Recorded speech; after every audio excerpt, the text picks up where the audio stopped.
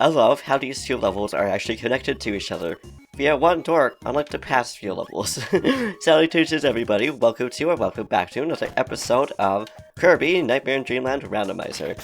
Now I always thought that this game was actually a lot longer, but mind you, as a kid, games just seem a lot longer than they are, or a lot shorter too. And I'm glad that we brought Hammer Kirby over here, because I was just getting through the different levels and all the hidden blocks and stuff like that as we were going through. And now we got all of this to get through as well.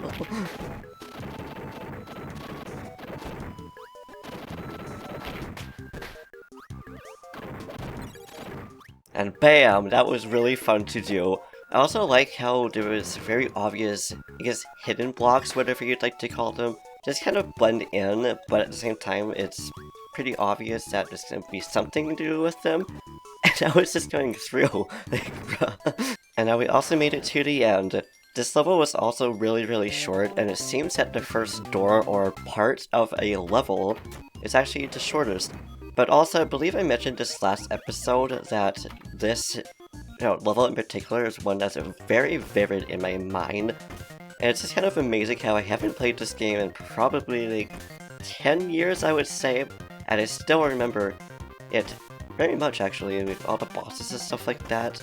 Maybe not necessarily in the orders of everything, but there's actually, I think, 2 stages in this area that are very much in my mind, which would be the next area, which you might guess from, the last Kirby game that we just played and recently played, which would be, Lost Land or Forgotten Land. Don't know why I keep wanting to call it Lost Land. And easy peasy game right there. Which I'm glad, sometimes it can get very chaotic. But you see why I say that, because it's a theme. But also another, which is just black and white, I thought it was interesting. And this level right here. That's right, I guess the sub-boss door? Oh, I don't know why I said door. Tower. Or whatever it's actually called. But there's one boss out on the right. Easy peasy, lemon squeezy. And now let's see if we can get this dude out without getting any damage taken. Which, yeah, we can. Okay, so now he's hit bonkers. It's interesting how he literally just got exploded by whatever. I think we actually ended up getting hit by the big dude. And dang, how are you still alive, bonkers?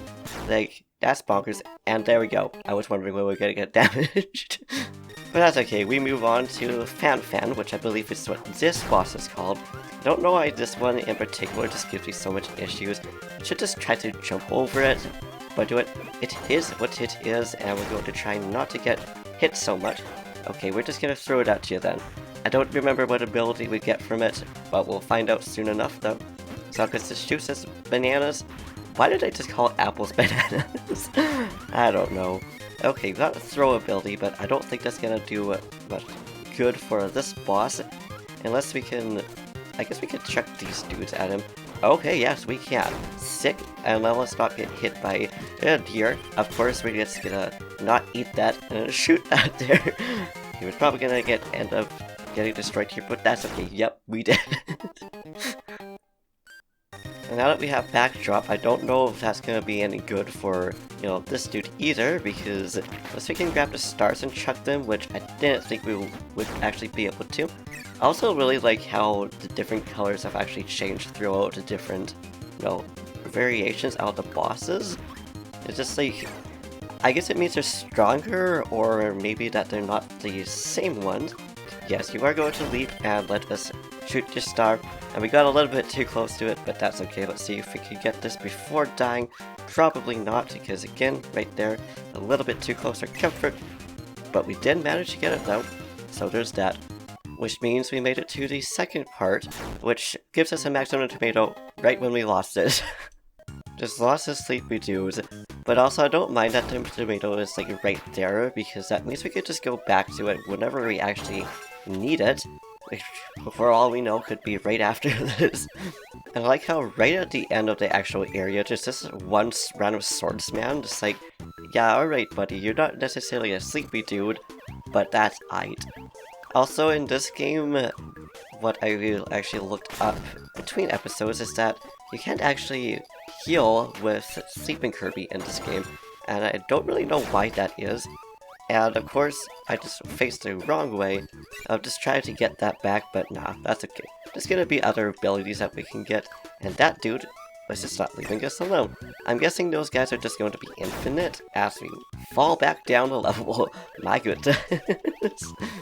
Thank goodness there was a maximum tomato up here though. And I was gonna try to get those guys, but I think it's just better off just leaving it without that. And alright, we got one of these, which means there's gonna be lots of enemies ahead.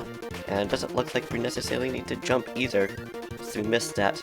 Ooh, we can get by the spikes though.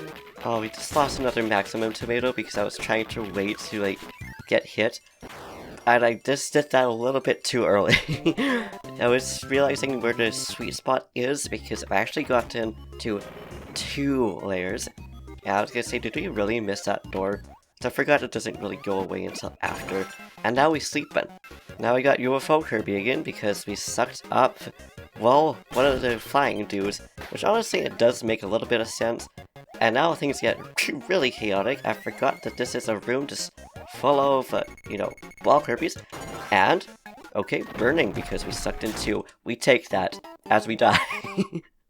Now, I really like these rooms because this is one of those areas that I don't quite remember. But I actually like how you're just going through a room, just like this one where it gets really chaotic because you got all of these guys going on and trying to attack you. I also wonder if these ones could actually dislodge. So I know not all the enemies, different forms actually, you know, are exactly the same. But those guys usually are just like big fire dudes. And don't mind us just going through here. We're just gonna try to not get hit, just like that. And that's okay. This is just literally last level, which is the most interesting to me. And, ooh. Okay, bad dude. I don't even know if we can actually get that dude or not. And, okay, we got hit there, but that's okay. And we actually got it that time. And yes, I did just get hit and lose the last life. I'm just having a feeling that we need to destroy all of those little blocks. I almost call them bricks. Which I mean, I guess technically they could be bricks, but nah. Just to get to the middle and get to that one area. And we do need to, or at least need to get to the very end of it though, maybe just the last one. Now we got a lot of those explosive dudes as well. I'm so sorry for it and all this like, flashing on the screen and stuff like that. Although I don't know if you guys are going to notice it because hopefully by that time I will just have, you know, dimmed the screen for you guys. But still, it's very laggy, and we're just getting hit by that one bomb dude. It's so rude. We're just trying to be on our merry way, and you're just like, no, I don't think so. Oh, and we got wheelie dude, which means we should also get the wheel ability after we get this guy done.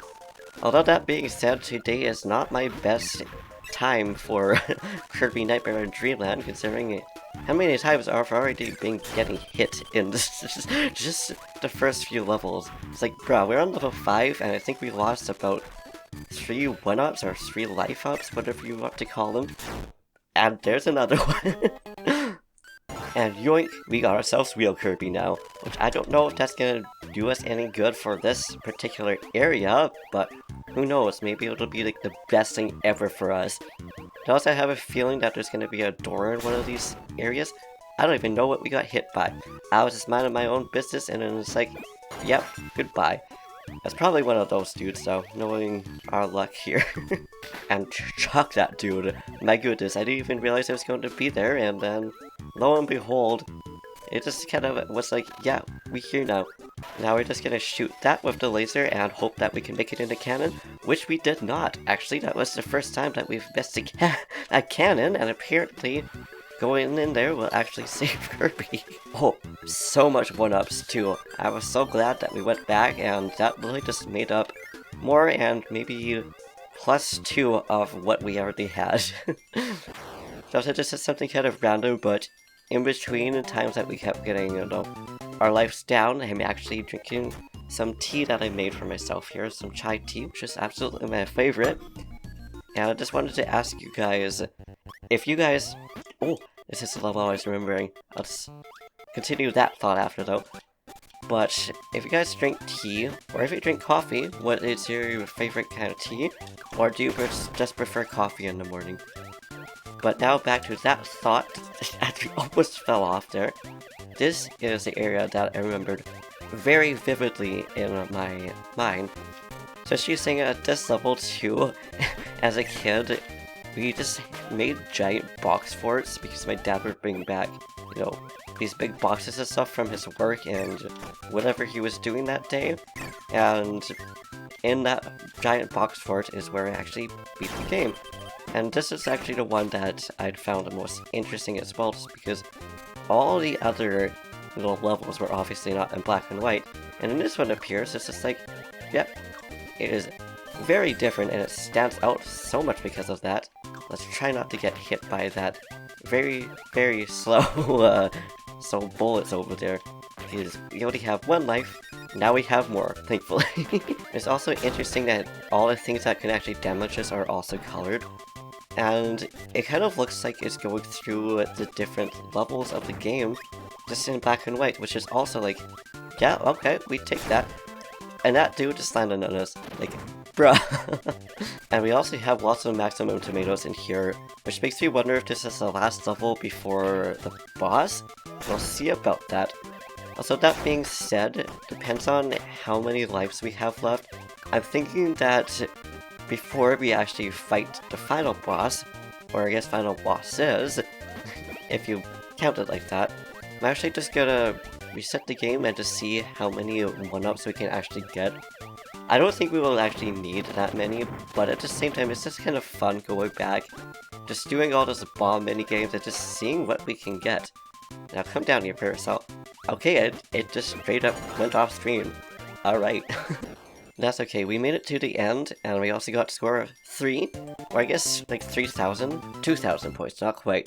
But still, better and better at that, and that was the final stage, or the final door I should say. So, I think with that then, we shall leave it here.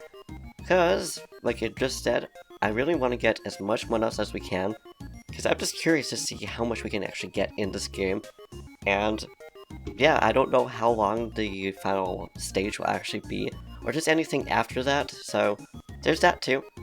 And even if it's really short, we have all the bonus things that we could do after this. Just like one little switch up for this game, which I'm sure you all know, it involves Meta Knight. Plus, we also have all the minigames that we can do off in the title menu, or, you know, I guess menu select technically. But either way, before I ramble on, thank you for watching, I hope you enjoyed. If you liked this video, please give it a big thumbs up, slap that subscribe button, say something down in the comments down below, do what you do, and I'll see you in the next video. Peace.